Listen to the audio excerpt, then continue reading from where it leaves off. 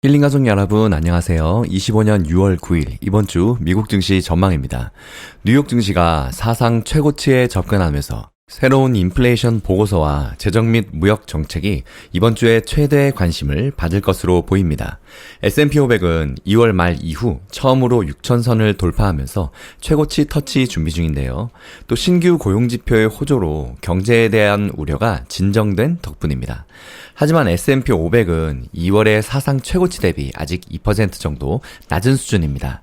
올해 들어서 S&P 500 지수는 2% 정도 상승했지만 관세 여파에 대한 우려로 주식시장이 급락한 4월 8일 이후 지수는 20% 이상 폭락하기도 했었습니다. 여전히 신중한 분위기 속에서 저점에서 회복됐지만 여전히 더 명확성이 필요한 상황입니다. 불확실성은 부분적으로는 계속해서 변하는 무역 정책에 미국 경제가 어떻게 대응하고 이를 극복하는지에 달렸습니다. 도널드 트럼프 대통령이 해방일이라고 명명한 4월 2일 관세 발표 이후 주가가 폭락했고 이에 대부분 관세를 90일 유예했습니다. 하지만 투자자들은 자동차와 철강 등 다른 관세가 경제에 어떤 파장을 일으킬지 지켜보고 있는 상황입니다.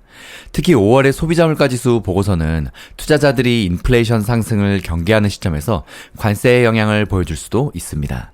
먼저 미국과 중국은 오는 9일 오늘부터 영국 런던에서 중국과 무역 협상을 벌이는데요.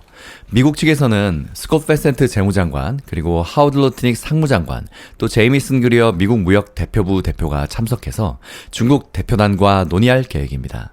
이번 회담에서는 관세보다도 양국이 산업의 필수적인 원료와 기술들이 상대국으로 수출되는 것을 막기 위해서 서로 시행한 수출 통제가 주요 의제로 다뤄질 전망인데요.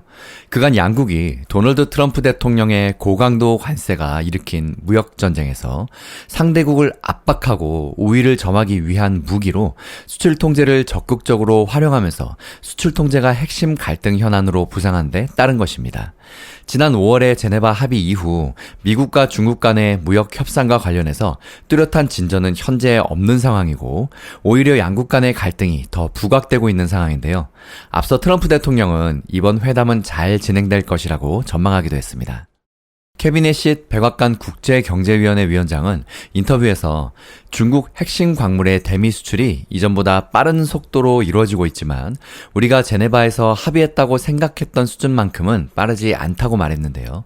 앞서 양국은 지난 5월 열린 미국과 중국의 고위급 무역 협상에서 90일간 서로 관세를 115포인트씩 대폭 낮추고 중국은 미국이 지난 4월 초에 발표한 상호관세 대응에 시행한 비관세 조치를 해제하기로 합의했습니다. 다만 미국은 중국이 해제하기로 한 비관세 조치 가운데 핵심 광물과 희토류의 수출 통제가 유지되고 있다면서 중국의 합의 위반을 주장하고 있는데요. 이에 따라서 런던에서 고위급 협상단을 파견해 수출 통제와 관련한 대화를 진행될 것으로 전망하고 있습니다. 세계 희토류 공급을 사실상 지배하는 중국이 희토류 광물 7종과 이를 활용한 연구 자석의 대미 수출을 사실상 전면 중단하자 이런 광물을 수입에 의존해온 미국의 자동차 그리고 전자산업 등에 비상이 걸렸고 트럼프 행정부는 여러 국가와 동시다발적 무역 협상을 벌이는 가운데서도 중국발 공급망 차질을 막는 데 주력해왔습니다. 전문가들은 4월 2일 트럼프 행정부가 미국의 실효관세율을 10년 만에 최고 수준으로 인상했을 때 관세 불확실성의 정점은 이미 지나갔다고 분석했는데요. 마이크 윌슨 모건 스탠리 최고 투자 책임자는 결론은 최종 관세 결과에 대한 불확실성은 여전히 높으나 정책 역풍에 대한 변화율은 훨씬 덜 부담스러워졌다는 것이라며 이로 인해서 경기 침체 위험이 줄어들었고 기업과 소비자는 미래 전망에 대해서 더 많은 확신을 하게 됐다고 말했습니다. 쉽게 말해서 바닥은 지났다는 이야기죠. 또 다른 전문가는 주식시장은 결국 무역 갈등이 해소될 것으로 예상하고 있다면서 올해 여름 어느 시점에서는 주가가 2월에 최고치를 뚫고 심지어는 그 이상으로 오르는 것을 보더라도 놀랍지 않을 것이라고 내다보기도 했습니다. 반면 JP모건의 수석 전략가 출신인 마르코 콜라노비치는 주가가 사상 최고치에 근접했지만 모든 문제는 여전히 남아있다면서 무역전쟁이 벌어지고 있고 경기 둔화 조짐도 보이고 있고 밸류에이션은 다시 최고치로 돌아섰다고 경계했는데요. 월가의 마지막 남은 곰이었죠. 마르코 콜라노비치가 오랜만에 시황에 대해서 평가했습니다. 그만큼 미국과 주요국의 무역 협상이 증시에 주는 영향이 강하다는 의미입니다. 미국과 중국은 세계 1위, 2위 경제 대국이기도 합니다. 한편 11일 발표 예정된 5월 소비자 물가지수 CPI도 예의주시할 사항인데요.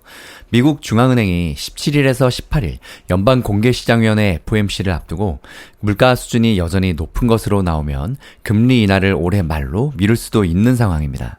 블룸버그 이코노믹스는 식품과 에너지를 제외한 근원 CPI가 전달보다 0.3% 상승했을 것으로 예상하고 있습니다. 12일에는 5월의 생산자 물가지수 PPI도 나오는데요. PPI의 컨센서스는 전달 대비 0.2% 상승입니다. 또 다음날 13일로 발표 예정인 미시간대 6월 소비자 심리지수를 통해서 경기와 기대 인플레이션에 대한 소비자의 심리를 파악할 수 있을 것으로 보입니다. 이제 우리가 관세의 영향을 실감해야 할 시점인데요.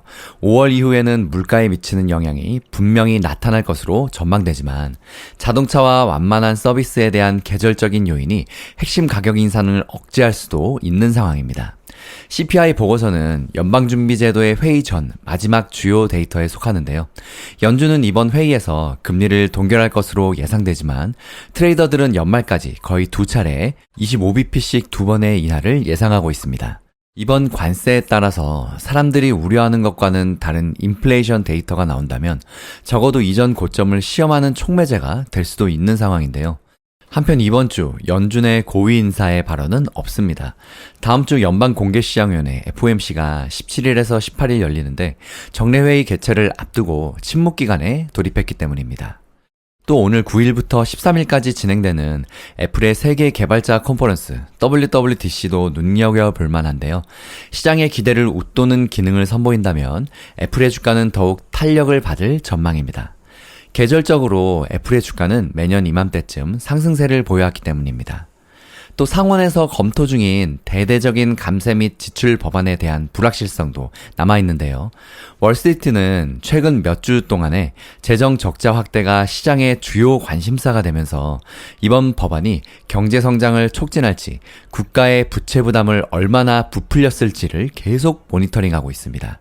부채가 증가하면 성장에 더 큰 부정적인 영향을 미치는 상황이기 때문입니다. 이번 법안은 또한 트럼프와 일론 머스크 테슬라 최고 경영자 사이에 심각한 균열의 원인이 되면서 주가에도 부담을 가했었는데요.